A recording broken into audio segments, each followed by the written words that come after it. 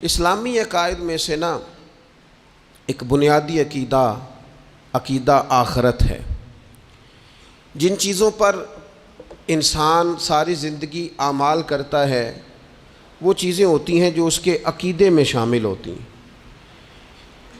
عقیدہ جس طرح کا ہوتا ہے اسی طرح کا انسان عمل کرتا ہے۔ جو اس کی سوچیں ہوتی ہیں، جو افکار ہوتے ہیں، اسی طرح اپنے شب و روز گزارتا ہے۔ جن لوگوں کا عقیدہ آخرت مضبوط ہوتا ہے نا کہ ہم نے اللہ کی بارگاہ میں کھڑے ہونا ہے، ہم نے اس کی بارگاہ میں جا کے اپنے اعمال کا حساب دینا ہے، عقیدہ آخرت مضبوط ہو تو لازمی طور پر اعمال سنور جاتے ہیں۔ انسان جواب دہی کے تصور کے ساتھ اپنے معاملات زندگی کو بار بار صحیح کرنے کی کوشش کرتا ہے۔ عقیدہ آخرت اسلامی عقائد میں بنیادی فکر کا عقیدہ ہے، اساس ہے عقائد کی۔ اگر کسی شخص کا یہ خیال ہو جائے کہ میں بس یہی زندگی ہے، کھا لو پی لو موج کرو، تو ظاہر ہے وہ فنا کا نام جب رکھ لے گا زندگی کو اور وہ دوبارہ اٹھنے کا قائل ہی نہیں ہوگا تو وہ تو کسی قانون کا پابند ہی نہیں رہے گا، وہ تو کسی چیز کی پابندی نہیں کرے گا، کسی چیز سے پرہیز نہیں کرے گا، من چاہی زندگی گزارے گا۔ عقیدہ آخرت، اللہ کی بارگاہ میں کھڑا ہونے کا تصور، یہ انسان کو سوار دیتا ہے۔ یہ ایک ایسا مراقبہ ہے جو تزکیہ نفس کر دیتا ہے، انسان کا باطن سنور جاتا ہے، اخلاقیات میں تبدیلی آتی ہے۔ پھر کوئی کیمرہ بھی نہ لگا ہو نا، کوئی بھی نہ دیکھ رہا ہو تو بندہ پھر بھی نیک ہو جاتا ہے، چونکہ اس کا خیال ہوتا ہے میرا رب مجھے دیکھ رہا ہے، صبح قیامت میں اپنے رب کی بارگاہ میں کھڑا کیا جاؤں گا۔ تو عقیدہ آخرت کی مضبوطی، اس تصور کا مضبوط ہونا امت مسلمہ کے لیے نہایت ہی ضروری ہے۔ آپ دیکھیے قرآن مجید فرقان حمید ہماری توجہ دلاتا ہے، اور سورۃ القیامہ کے اندر اللہ کریم نے ارشاد فرمایا ایحسب الانسان، کیا آدمی اس گھمنڈ میں ہے، کیا انسان کا یہ خیال ہے ان یترک سدی، کہ اسے آزاد چھوڑ دیا جائے گا، اس سے پوچھا نہیں جائے گا؟ کیا انسان یہ سمجھتا ہے اس سے کوئی سوال؟ ایحسب الانسان، کیا انسان اس گمان میں ہے، اس گھمنڈ میں ہے ان یترک سدی، کہ اسے آزاد چھوڑ دیا جائے گا، کوئی پوچھنے والا نہیں ہوگا؟ اسے آزاد نہیں چھوڑا جائے گا، اس پر پابندیاں ہیں، اس پر کچھ قیود ہیں، اسے کچھ حدود بتائی گئی ہیں، اسے ایک دائرہ کار دیا گیا ہے، اسے بتایا گیا ہے کہ یہ حلال ہے، یہ حرام ہے، یہ تیرے لیے جائز ہے، یہ تیرے لیے جائز نہیں ہے۔ اس چیز کی حد تک تو آگے بڑھ سکتا ہے، یہاں سے اس لائن کو تو کراس نہیں کر سکتا۔ اس پر پابندیاں ہیں، ان پابندیوں کے بیچ رہ کے وہ زندگی گزارے گا۔ اور یہ بھی یاد رکھے، یہ آیت ایک دوسرا معنی یہ دیتی ہے کہ یہ مت سمجھے کہ صبح قیامت اسے چھوڑ دیا جائے گا، اس سے پوچھا جائے گا، اس سے سوال کیا جائے گا۔ اللہ کی بارگاہ میں جب یہ کھڑا ہوگا تو اسے اپنے اعمال کا حساب دینا ہو۔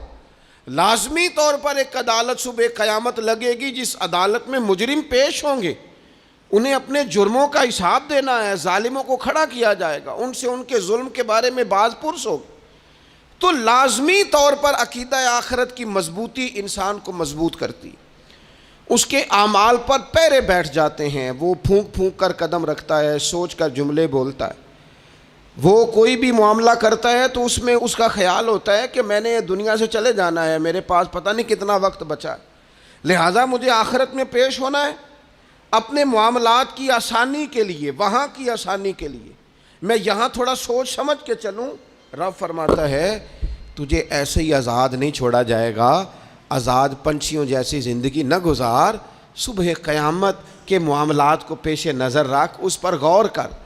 یہ تصور گھر کے باہر بھی پورا مضبوط ہونا چاہیے اور گھر کے اندر بھی پورا مضبوط ہونا چاہیے۔ انسان اپنے مالک سے ڈرے اور قیامت کے دن اس کی بارگاہ میں حاضری کا یقین رکھے، اور وہ یاد رکھے کہ یہاں جو کچھ، وہ دیکھیں نا، بچوں کو استاد پڑھاتا ہے، محنت کراتا ہے، اگر بچے نہیں پڑھتے تو ڈانٹتا بھی ہے، سمجھاتا بھی ہے، قائل بھی کرتا ہے، اور جب وہ آخری بات کرتا ہے تو پھر وہ پتہ کیا کہتا ہے؟ چلو ٹھیک ہے، اگر نہ پڑھو گے تو امتحان تو آنا ہی ہے نا، رزلٹ تو آنا ہے، پیپر میں بیٹھو گے نہیں آئے گا، فیل ہو جاؤ گے۔ یہ لاسٹ پر یہ بات ضرور ہوتی ہے، اور یہ امتحان دینے کا تصور اور امتحانی سینٹر میں جانے کا خیال طالب علم کو مجبور کرتا ہے کہ میں اسباق تیار کروں، میں بار بار اس پر غور کروں، میں کتاب کو سمجھوں، میں اس کو حل کروں چیزوں کو، تاکہ جب میں مرکز میں جاؤں پرچہ دینے کے لیے امتحانی سینٹر میں تو پھر مجھے پریشانی کوئی نہ ہو۔ بس سمجھانے کے لیے بات عرض ہے کہ یہاں لوگوں کو بتایا جاتا ہے، قائل کیا جاتا ہے یہ حلال ہے، یہ حرام ہے، یہ تیرے لیے ٹھیک نہیں ہے، یہ تیری حدود ہیں، یہ تیرے قیود ہیں، یہ تیرا دائرہ کار ہے۔ لیکن اگر پھر بھی کوئی بندہ باز نہ آئے، پھر بھی کوئی شخص باز نہ آئے، تو پھر اس کو کہا جائے گا صبح قیامت اللہ خود حساب لے لے گا، پھر تجھے مالک اپنے سامنے کھڑا کرے گا، ثم لتسألن یومئذ عن النعیم، پھر وہ تجھ سے ایک ایک نعمت کے بارے میں سوال کر لے گا، پھر تجھے جواب دینا ہوگا۔ تو اس تصور کو اپنی زندگی میں لاگو کریں کہ ہم نے مرنا ہے، اللہ کی بارگاہ میں جان، اس تصور کو پوری طور پر طاری کریں اپنے ذہنوں میں۔ یہ جو رسمی سی بات ہے نا، پتہ نہیں کب چلے جانا ہے، جو جانے والے ہوتے ہیں ان کی کوئی تیاری بھی ہوتی ہے، جن کو پتہ ہوتا ہے نا وہ رمضان المبارک میں نا کئی دفعہ ایسا ہوتا ہے کہ ٹکٹیں نہیں مل رہی ہوتی ہیں اور عمرے کے ویزے لگ چکے ہوتے ہیں، تو ایجنٹ کہہ دیتے ہیں جانے والوں کو کہ تیاری رکھنا، کسی وقت بھی میرا فون آ جائے گا۔ تو لوگوں نے بیگ باندھ لیے ہوتے ہیں، سامان تیار کر لیا ہوتا ہے، سارے انتظامات کر کے رکھے، کیوں کہ پتہ نہیں کس وقت بلاوا آ جائے گا۔ تو روز کہتا ہے پتہ نہیں اللہ کی جانب سے کس وقت بلاوا آ جائے گا۔ پھر اپنی تیاری بھی تو یار کچھ بتانا، میں بھی بتاؤں آپ بھی بتائیں، پھر ہم اپنے آپ سے یہ بھی تو سوال کریں نا کہ جہاں اچانک جانا پڑے اس کے لیے تیاری ہوتی ہے، ہماری تیاری کیا ہے؟ اگر اچانک جانے پڑے اس کی بارگاہ میں کیا تیاری؟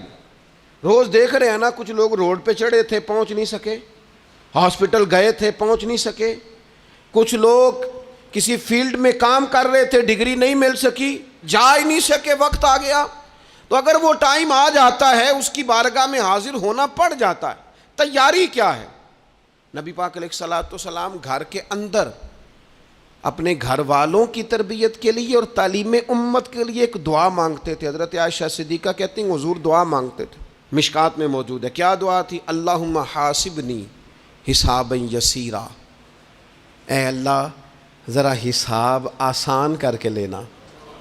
یہ حضور تعلیم امت کے لیے دعا مانگتے، اللہ حساب ذرا آسان کر کے لیجیے، مالک کرم فرمانا۔ تو حضرت عائشہ صدیقہ رضی اللہ تعالیٰ عنہ ارشاد فرماتی ہے، میں نے عرض کیا یا رسول اللہ صلی اللہ تعالیٰ علیہ وسلم یہ آسان حساب کا کیا مطلب ہے؟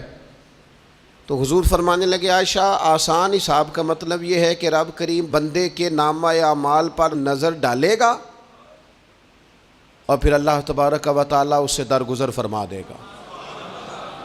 یہ آسان حساب ہے، پتہ مالک کو ہے اس نے کیا کیا ہے، پر کریم ہے نا، عدل کریں تے تھر تھر کمبن، اچیاں شانہ والے تے جے فضل کریں تے پھر بخشے جامن میرے جے منہ کالے، نظر کرے گا پھر معاف فرما دے گا۔ اور حضور فرماتے عائشہ یاد رکھو جس سے اس نے حساب لیا وہ پھر بڑی مشکل میں آ جائے گا، اس کے لیے مشکل ہو۔ اللہم حاسبنی حسابا یسیرا، اے اللہ تو حساب ذرا آسان کر کے لینا، ذرا آسان کر کے۔ یہ تعلیم امت کے لیے کہ امت کے دل میں خیال پیدا ہو کہ حساب دینا ہے، تو نے حساب دینا ہے، تو نے اپنے مال کا حساب دینا ہے، تو نے اپنے لفظوں کا حساب دینا ہے، تو نے معاملات کا حساب دینا ہے۔ تو جس کرسی پہ بیٹھا ہے، تو کلرک ہے یا صدر ہے، تو نے اپنی اس نشست کا حساب دینا۔ تو استاد ہے یا پیر طریقت ہے، تو مؤذن ہے یا خطیب ہے، تو جو بھی ہے تو نے حساب دینا ہے۔ تجھے تیرے منصب کے بارے میں پوچھا جائے گا، تجھے تیرے عہدے کے بارے میں پوچھا جائے گا، تجھے اپنی ذمہ داریوں کے بارے میں حساب دینا، اللہ کی بارگاہ میں تمہیں جا کے بتانا ہے کہ تم نے کیا اعمال کی۔ اس تصور کو پکا کریں اپنی۔ یہ تصور کتنا کو پکا ہونا چاہیے، دنیا کیا ہے اور آخرت کیا ہے۔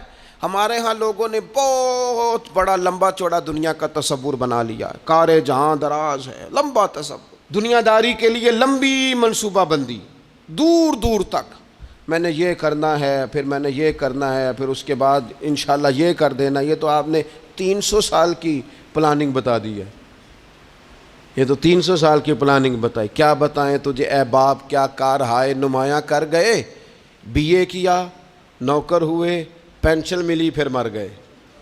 زندگی تو اتنی سی ہے, اتنی لمبی منصوبہ بندی, اس میں آخرت کہاں ہے؟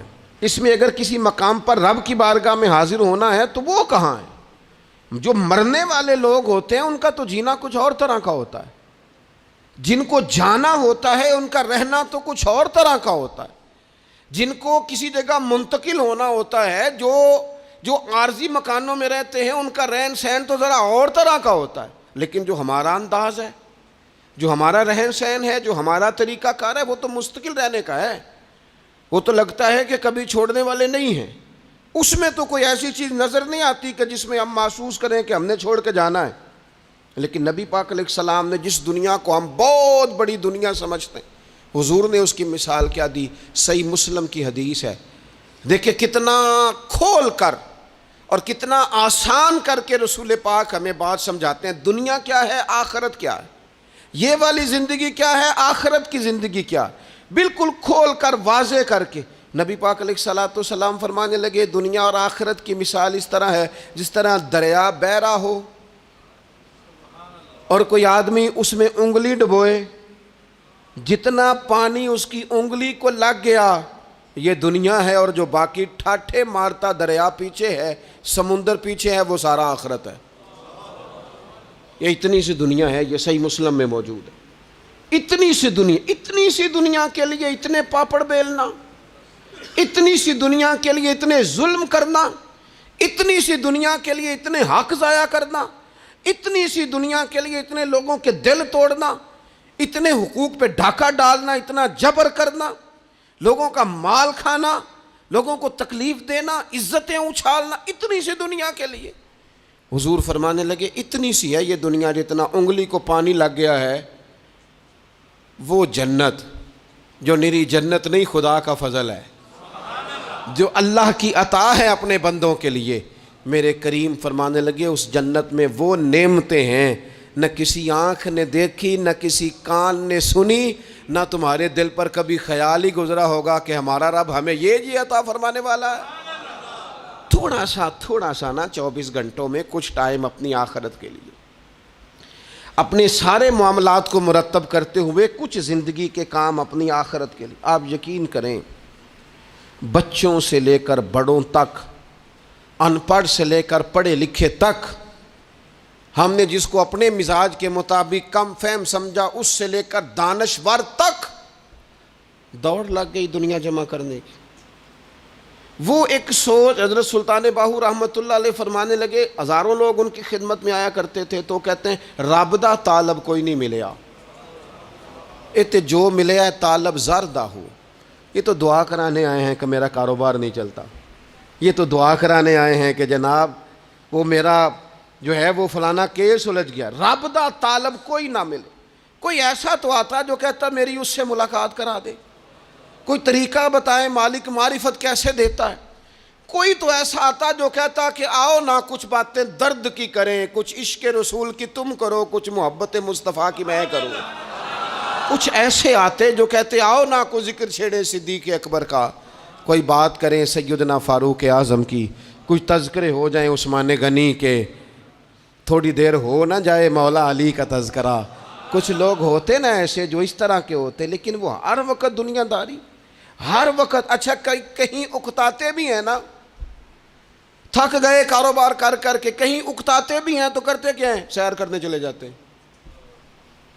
میں جی بور ہو گیا ہوں کام کرتے کرتے, چلو میں اب ٹھنڈے علاقے میں چلتا ہوں.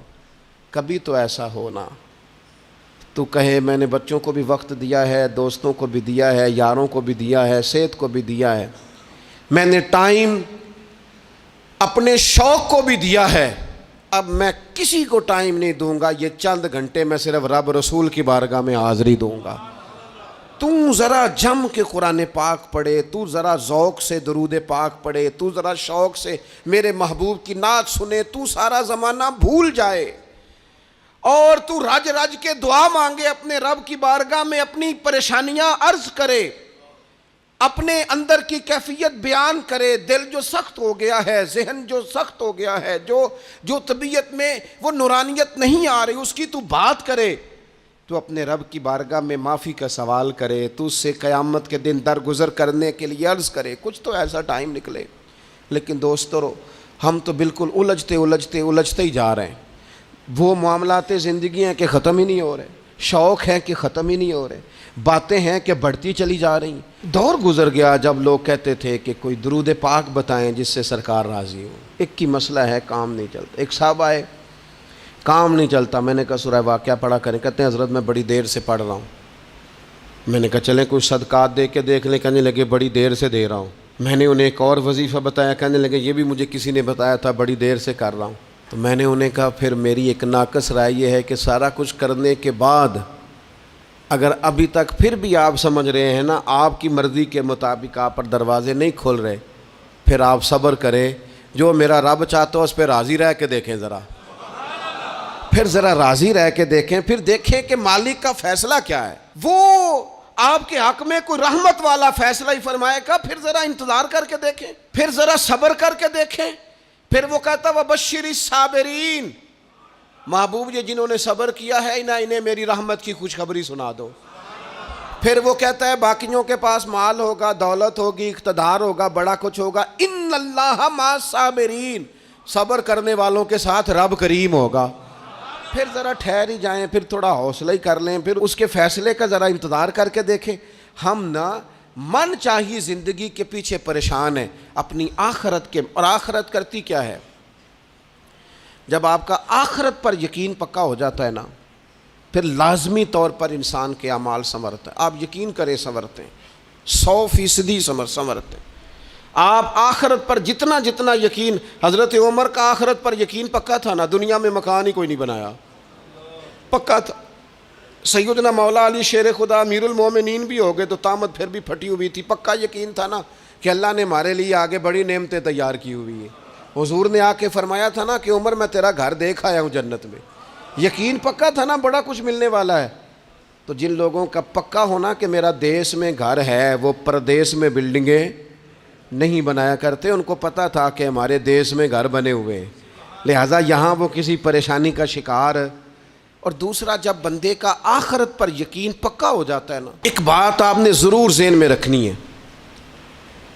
ہمارے محدثین نے لکھا ہے جس بندے کا صرف دنیا داری میں جینے کا مزاج ہو جاتا ہے نا، وہ بزدل ہو جاتا ہے، اور جس کا خیال ہوتا ہے نا زندگی عارضی ہے، صبح قیامت دوبارہ اٹھوں گا، وہ بندہ بہادر ہو جاتا ہے۔ جس کا خیال ہے نا یہی کچھ ہے، کھا لو پی لو بس، یہ زندگی ختم ہو گئی تو ختم ہو گئی، مر گئے تو مر گئے، ختم ہو گئے، فنا ہو گئے، ان لوگوں کا مزاج بزدلانہ ہو جاتا ہے، جرت مند نہیں رہتے۔ اور جن کا یہ خیال ہوتا ہے نا مرنے کے بعد بھی اٹھنا ہے، ایک نئی زندگی اللہ عطا کرے گا، وہ لوگ پھر موت سے گھبراتے نہیں، انہیں مرنے سے ڈر نہیں لگتا۔ پھر موت کا لفظ کوئی بندہ سنا کہ انہیں بلیک میل نہیں کر سکتا، وہ بندے طاقتور ہو جاتے ہیں، باہمت ہو جاتے ہیں۔ حضرت جابر بن عبداللہ فرماتے ہیں، بخاری میں حدیث ہے، فرماتے ہیں ایک احد والے دن ایک صحابی کھجور کھا رہے تھے، تو کھجور کھاتے کھاتے انہوں نے نبی پاک صلی اللہ تعالیٰ علیہ وسلم کی خدمت میں عرض کی، حضور اگر میں آج شہید ہو جاؤں تو کہاں جاؤں گا؟ تو محبوب فرمانے لگے میرا رب اپنے فضل سے تجھے جنت عطا کرے گا۔ حضرت جابر بن عبداللہ رضی اللہ تعالیٰ عنہ فرماتے ہیں اس بندے نے کیا کیا، اس نے نا کھجور جتنی کھا لی تھی کھا لی، باقی نکال دی منہ سے، تلوار لی، میدان میں گئے، شہید ہو گئے۔ سبق ہمیں کیا دیا؟ کہنے لگے جب مرتے ہی اللہ تعالیٰ جنت عطا کرے گا، پھر کھجور کھاتے کھاتے رہنے والی دیر بھی کیوں کرنی ہے؟ پھر چھوڑو، جنت میں جا کے اللہ کے دیے ہوئے انعام کھائیں گے۔ کھجور کھانے کی بھی دیر برداشت نہیں کی۔ یہ آخرت کا اجر، آخرت میں رب کی بارگاہ میں کھڑے ہونے کا تصور بندے کو طاقتور کر دیتا۔ وہ بزدل، اقبال کیا کہتے ہیں؟ اقبال کہتے ہیں موت کو سمجھے ہیں غافل اختتام میں زندگی، یہ ہے شام میں زندگی، پھر صبح دوام میں زندگی۔ اور حضرت بلے شاہ بھی بول پڑے، وہ کہنے لگے عرش فرشتے بانگاں ملیاں مکے پہ گیا شور، بلے شاہ آسان نہیں مرنا، یہ تے مر گیا ہی کوئی ہور، یہ تو کسی اور۔ پھر ایک اور درویش بولے، وہ کہنے لگے وارث شاہ او کدو مر دے، وارث شاہ او کدو مردے جنہ کیتیاں نیک کمائیاں نے، وہ تو اللہ کی بارگاہ میں انعام پاتے ہیں. ایک پل ہے موت، اس پل سے گزرتے ہیں، پھر رب کا فضل انہیں ملتا ہے. میں کئی دفعہ کہہ چکا ہوں، پھر کہتا ہوں، یہ جب بہت ٹینشن بن گئی نا، ڈپریشن بہت بڑھ گیا، کووڈ-19 کے دن تھے، کرونا کے، تو مجھے ایک سرکاری ادارے میں بلایا گیا جہاں اس عملے کو میں نے گفتگو کرنی تھی، اس عملے سے جو مریضوں کو دیکھ رہا تھا. کہنے لگے، مجھے وہاں کے جو ہیڈ تھے کہنے لگے پیر صاحب بڑا ڈپریشن بڑا ہے، لوگ ڈر رہے ہیں. وقتی طور پہ خوف بھی بڑا تھا. تو میں نے ایک صاحب سے وہاں کہا کہ اتنا خوف کس بات کا؟ کہنے لگے جی مجھے تو زیادہ ہجوم آ جائے تو میرا سانس نہیں نکلتا، تو قبر میں تو کھڑکی کوئی نہیں، تو تصور سوچ سوچ کے میں ڈرتا ہوں. تو میں نے کہا ڈاکٹر صاحب، ماں کے پیٹ میں جو رب آکسیجن دیتا ہے وہ قبر میں بھی دے گا. تو انہوں نے آپ کی طرح سبحان اللہ نہیں کی، کیونکہ وہ ڈاکٹر صاحب تھے نا. سیانے بندے کو سمجھانا بھی کافی سیانے بندے کا کام ہے، وہ زیادہ سیانے تھے. لیکن نا سوتے کو جگانا تو کام ہے، اور اگر جاگتے کو جگانا پڑ جائے تو بہت مشکل کام ہوتا ہے. وہ ڈاکٹر صاحب تھے. وہ کہنے لگے جی حضرت صاحب، وہ تو ماں سانس لیتی ہے تو وہ بچے کو جاتا ہے، وہ آکسیجن ماں کے سانس کی بنیاد پہ ملتی ہے، تو قبر میں وہ کیسے ہوگا؟ میں نے کہا چلیں ٹھیک ہے ڈاکٹر صاحب، آپ کی یہ دلیل بھی مان لیتے ہیں. وہ جو انڈے سے بچہ نکلتا ہے، وہ چاروں جانب کوئی سوراخ ہوتا ہے؟ ڈاکٹر صاحب نے قلم چھوڑ دیا، رکھ دیا. میں نے کہا چلو یہ بھی بتاؤ زندہ ہی نکلتا ہے؟ کہنے لگے بالکل. تو میں نے کہا سونا بھی نکلتا ہے؟ کہنے لگے بڑا ہی پیارا ہوتا ہے. میں نے کہا انشاءاللہ جب ہم قبروں سے نکلیں گے، مصطفیٰ کا صدقہ، یوم نحشر المتقین الی الرحمن وفدا، رب کہتا ہے تم جب نکلو گے نا قبروں سے، متقی مومن جب نکلیں گے تو رب کی بارگاہ میں مہمان بنا کر پیش کیے جائیں گے. اے رب دے پرونے ہون گے قیامت میں، وہ مہمان بنا کر پیش کیے جائیں گے اللہ کی بارگاہ، مہمان بنا کر. دوستو، قبر صرف دوزخ کا گڑھا نہیں ہے، دوزخ کا گڑھا بھی، لیکن اس کے لیے جس نے دنیا میں رہ کے صرف دنیا کٹھی کی، آخرت کے لیے جمع کچھ نہیں کیا، اور جس نے یہاں رہ کے وہاں کے لیے کوشش کی، صبح سے شام تک ڈرا کہیں میرا رب ناراض نہ ہو جائے، کہیں حضور کی بتائی ہوئی حدیں معاذ اللہ مجھ سے کراس نہ ہو جائے.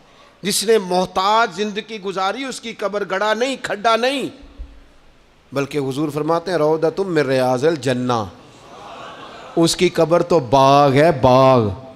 ایک منٹ کے لیے صرف سوچنا، بندہ فوت اور سیدھا اسے باغ میں چھوڑا ہے کوئی، باغ ہے قبر، باغ. اور باغ بھی معمولی نہیں، معمولی کیاری نہیں، روضۃ من ریاض الجنہ، جنت کے باغوں میں سے باغ. اور باغ اتنا سونا ہے جس میں آنکھ کھلے گی تو پہلی زیارت ہی مدینے والے رسول کی نصیب ہوگی. تو خوف آتا ہے وہاں جاتے ہوئے. پہلے بھی میں نے کہا تھا، پھر کہتا ہوں، او مرحوم آسی نے کہا تھا، آج پھولے نہ سمائیں گے کفن میں آسی، او قبر کی رات ہے ان سے ملاقات کی رات. آج تو ملاقات. تو یہ جو عقیدہ آخرت ہے یہ انسان کو بزدل نہیں کرتا، بہادر کر دیتا ہے. جو لوگ عقیدہ آخرت نہیں رکھتے بزدل ہو جاتے ہیں، اور لازمی طور پر بزدل ہو جاتے ہیں. اسی طرح یہ جو عقیدہ آخرت ہے یہ صبر و تحمل پیدا کرتا ہے انسانی زندگی میں، ٹھہراؤ پیدا کرتا ہے. انسان محسوس کرتا ہے کہ کل دنیا یہ نہیں، آگے بھی اللہ بڑا کچھ عطا فرمانے والا ہے.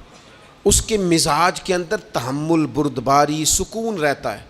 یعنی نہیں بھی اگر کسی مظلوم کو انصاف مل سکا دنیا میں تو وہ پھر بھی بے صبرا نہیں ہوتا، وہ ٹھہراؤ کا شکار ہے. اسے پتہ ہے قیامت کے دن بھی ایک عدالت لگے گی، اللہ کی بارگاہ میں جانا ہے. نبی پاک علیہ الصلوۃ والسلام نے فرمایا اگر سینگوں والی بکری نے بغیر سینگوں والی بکری کو تکلیف دی ہوگی تو قیامت کے دن اسے بھی بدلہ دینا پڑے گا. تو یہ تحمل پیدا کرتا ہے، انسان کو ایک حوصلہ ہوتا ہے کہ ساری عدالتیں یہاں نہیں، قیامت میں بھی لگنی. جب انسان عقیدہ آخرت رکھتا ہے نا تو پھر اس کے لیے نا رب کے رستے میں خیرات کرنا بڑا آسان ہو جاتا ہے. پھر نہ وہ محسوس کرتا ہے کہ میں نے سارا کچھ یہاں کے لیے جمع نہیں کرنا، کچھ میں نے وہاں کے لیے بھی جمع کرنا ہے. وہ پھر اپنی آخرت کے لیے کچھ نہ ایک بینک آخرت کا بھی بنا لیتا ہے، اس میں بھی کچھ نہ کچھ جمع کراتا رہتا ہے. اسے پتہ ہوتا ہے کہ میں نے اللہ کی بارگاہ میں حاضر ہونا ہے، وہاں کی بھی کچھ نہ کچھ تیاری.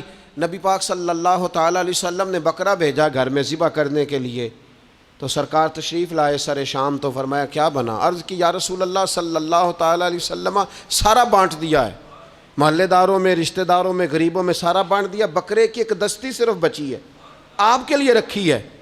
تو حضور نے توجہ کیا دلائی، محبوب نے کس طرف رخ کیا؟ حضور فرمانے لگے اپنے اہل خانہ سے، ازواج مطہرات سے، کریم فرمانے لگے عائشہ وہ جو تم نے بانٹ دیا ہے نا وہ سارا ہی بچ گیا ہے، وہ سارا ذخیرہ ہو گیا، وہ جمع ہو گیا ہے آخرت کے لیے، وہ ہمارے پاس بچ گیا ہے۔ یہ جو تم سمجھتے ہو نا یہ بچا کے رکھا ہے، یہ تو ہم استعمال کر لیں گے، وہ ہم نے سیو کر لیا ہے، وہ بچ گیا ہے۔ حضرت ابو ذر غفاری رضی اللہ تعالیٰ عنہ اپنے خادم سے کہنے لگے کہ مجھے پتہ چلا ہے یہاں فلاں جگہ کچھ غریب لوگ آئے ہیں، تو اس طرح کرنا، جو اچھا اونٹ ہے نا میرے اونٹوں میں سے، اچھا اونٹ وہ ذبح کر کے نا تو ان سارے گھروں میں تقسیم کر دو، جتنا گوشت وہاں بھیجو گے اتنا ہی میرے گھر میں بھی بھیج دینا۔ آپ کا وہ خادم کہتا ہے میں نے اپنی سمجھ کے مطابق اچھا اونٹ ذبح کر کے گوشت بنا کے میں نے بانٹا، اور میں نے اس طرح کیا کہ وہ حضرت ابو ذر غفاری کے گھر بھی اتنا ہی گوشت بھیجا جتنا تمام غربا کے ہاں میں نے بانٹا تھا۔ شام کو جناب ابو ذر غفاری اپنے اونٹوں کے باڑے میں آئے جہاں باندھا کرتے تھے اپنی حویلی میں، تو آ کے دیکھا کہ وہ سرخ بہترین اونٹ جو سب سے بہترین تھا وہ تو کھڑا ہے۔ تو آپ اپنے خادم سے کہنے لگے میں نے تمہیں کہا تھا جو سب سے اچھا ہے اس کو ذبح کرنا، تو وہ کہنے لگا حضور وہ باقیوں میں سے سب سے اچھا تھا، اس سے ہی تھوڑا سا کمزور تھا، اور یہ تو آپ کی سواری کے لیے ہے نا، یہ تو آپ کے کام آتا ہے، اس پہ تو آپ سفر کرتے ہیں، اس لیے میں نے اسے چھوڑ دیا، اور اس کے بعد جو سب سے اچھا تھا وہ میں نے ذبح کر دیا۔ تو حضرت ابو ذر غفاری فرمانے لگے تو شاید سمجھا نہیں، میں اسے بھی سواری کے لیے رکھنا چاہتا تھا پر اپنی آخرت کی سواری کے لیے، میرا دل تھا وہ جو آخرت میں سفر کرنا ہے نا، دشوار گزار گھاٹیاں ہیں، ان گھاٹیوں کے لیے وہ اونٹ میرے کام آ جائے گا، لہذا میں نے تجھے کہا تھا جو سب سے بہتر ہو وہ دے دینا تاکہ ذرا میری آخرت کی سواری بن جائے، تاکہ میں ذخیرہ کر لوں۔ بڑا دیا بال بچوں کو، بڑا دیا بہن بھائیوں کو، بڑا دیا دوست احباب کو، بڑے قرضے دیے ادھر ادھر، لیکن ساری زندگی دیے، ایک موقع پر صرف آپ نے کسی کو انکار کیا نہ، ایک موقع پر، تو وہ پچھلے جو 99 دفعہ آپ نے دیا ہوتا ہے وہ اس کا بھی منکر ہو جاتا ہے، وہ کہتا ہے تو نے کدی کام تے کام ہی نہیں آیا، وہ تو نے تو میری امید ہی توڑ دی، وہ سارے شکوے ساری زندگی کہاں خرچ کر دی بلا، کس مقام پر۔ اور یہاں حال یہ ہے کہ حضور فرماتے ہیں جب تو صدقہ دیتا ہے تو رب اسے اپنے دستے قدرت میں لیتا ہے، اور اس طرح تمہارے صدقے کو پالتا ہے جس طرح تم اپنے گھر میں بچھڑا نہیں پالتے، اس طرح صبح قیامت تمہیں وہ نتیجے کے طور پر پلا ہوا صدقہ ملے گا۔ ہم اپنی آخرت کو چونکہ اس لیول پر یقین نہیں لاتے الا ماشاءاللہ، لہٰذا اس کی تیاری کے لیے ذخیرہ نہیں کرتے، اپنی آخرت کی تیاری کے لیے ذخیرہ کریں اور کوشش کریں کہ اور یہ عقیدہ اپنی اولادوں میں، اپنے متعلقین میں، اپنے احباب میں اس کو راسخ کریں، کوئی نہ کوئی بات عقیدہ آخرت کی، قیامت کی ضرور اس کا تذکرہ کریں، ان باتوں کو اپنی زندگی کا حصہ بنائیں۔ اگر عقیدہ آخرت نہ ہو تو دنیا کی ساری چیزیں ویسے ہی لوگوں کو عجیب لگنے لگ جائیں، اگر کوئی قیامت ہی قائم نہ ہو تو مظلوم رہ گیا، ظالم نے تو پھر ظلم ہی کمایا، وہ تو پھر دندناتا پھرے گا۔ تو رب کہتا ہے اَيَحْسَبُ الْإِنسَانُ أَن يُتْرَكَ سُدًى، کیا انسان سمجھتا ہے کہ اسے یوں ہی چھوڑ دیا جائے گا، کوئی اسے آزاد ہی چھوڑ دیا جائے گا، کچھ پوچھا ہی نہیں جائے گا؟ صبح قیامت سوال ہوں گے، رب کی بارگاہ میں حاضری ہوگی، اللہ کے حضور سوالات کے جواب دینے ہوں گے، لہٰذا اپنی زندگی کے اعمال کو مرتب کرتے وقت، کوئی بھی کام کرتے وقت ایک تصور ضرور ذہن میں رکھیں کہ مجھے صبح قیامت اس کا حساب دینا ہے۔ یہ جو جواب دہی کا تصور ہوتا ہے یہ انسان پر پہرے دار ہوتا ہے، یہ اس کو مضبوط کرتا ہے، اس کی عقیدے کی بنیادیں اس کے عمل کو طاقتور کر دیتی ہیں۔ لہٰذا عقیدہ آخرت اپنے بچوں میں، آنے والی نسلوں میں، آپ دیکھیں حضور نے یہ عقیدہ آخرت مضبوط کر دیا تھا نا، تو پھر سیدہ فاطمہ الزہرا نے کچے مکان میں ساری زندگی گزار دی، پھر محبوب پاک نے دیکھا کہ وہ اونٹ کے بالوں کی بنی ہوئی چادر اوڑھ کے چکی پیس رہی ہیں، تو محبوب نے یہ نہیں فرمایا کہ اللہ آسانی کر دے گا، اچھا وقت آ جائے گا تو فکر نہ کرنا یہ مشکل، نہ محبوب کریم نے فرمایا فاطمہ دنیا میں تھوڑی مشقت برداشت کرو، اللہ آخرت کی ساری سعادتیں آپ کو ہی عطا فرمائے گا۔ گویا کریم نے فرمایا آپ کو یوں ہی زندگی گزارنی ہے، یہی طرز رکھنی ہے، اسی طرح ہی آپ کو وقت گزارنا ہے۔ جو آرام کا وقت ہے وہ اللہ تعالیٰ جنت میں عطا کرے گا۔ عقیدہ آخرت کی مضبوطی، تھوڑا سا ہمارے ایک بڑے قریبی دوست تھے، بڑا میرا ان سے پیار تھا، 34.5 سال عمر، خود ہارٹ اسپیشلسٹ ڈاکٹر، لیکن یہ پچھلے ہفتے وہ مریضوں کو چیک کر کے نیچے آ کے دفتر میں بیٹھے ہیں۔ ایک تو لوگ کہتے ہیں نا ہسپتال پہنچ جاتا تو شاید بچ جاتا، تو ہاسپٹل کے اندر ہی تھے، اور ابھی چڑھتی جوانی، 34-35 سال عمر۔ لیکن کمال یہ تھا کہ میرے جیسے کئی لوگوں نے بھی آنسو اس لیے بہائے کہ اتنی چڑھتی جوانی میں اتنے خوبصورت ماحول کے اندر بھی انہوں نے مزاج خیر خواہی کا بنایا ہوا تھا، ہر شخص سے حسن کلام اور رب رسول کی طرف اپنا لگاؤ، نماز کی پابندی، جب بھی حال پوچھنا تو کہتے تھے اللہ اور اس کے رسول کا فضل ہے۔ تو اپنی زندگی میں جن لوگوں کا تصور آخرت مضبوط ہو جاتا ہے وہ کئی دفعہ جلدی بھی سمٹ کر چلے جائیں تو ان کے حق میں رحمت والے فیصلے ہوتے ہیں۔ اللہ تعالی ہمیں سمجھنے کی توفیق عطا کرے۔